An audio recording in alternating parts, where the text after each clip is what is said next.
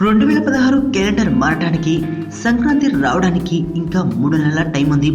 కానీ పొంగల్ని టార్గెట్ చేసుకున్న సినిమాలు మాత్రం అప్పుడే హడావిడి మొదలు పెట్టేశాయి.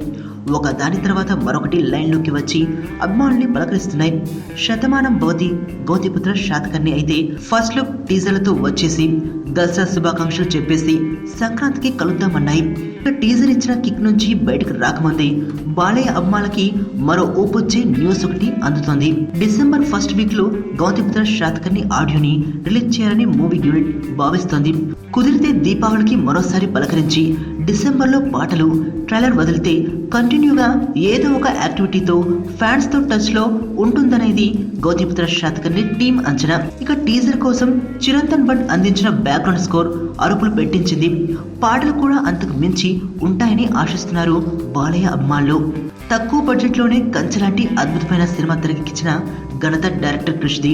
అలాంటి గౌతమిపుత్ర శాతకర్ణి లాంటి చారిత్రక నేపథ్యమైన చిత్రాన్ని తెరకెక్కిస్తున్నాడంటే ఇంకెంత పర్ఫెక్ట్ ప్లానింగ్ తో ఉంటాడు. క్రిష్ టైమింగ్ చూస్తుంటే సరిగ్గా అలాగే అనిపిస్తుంది.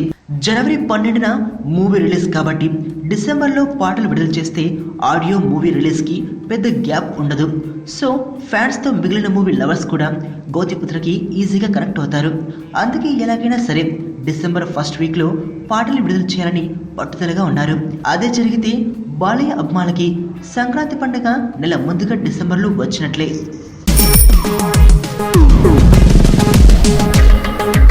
ప్రపంచంలో ప్రతి ప్రేమ కథ మధురంగా ఉంటుంది.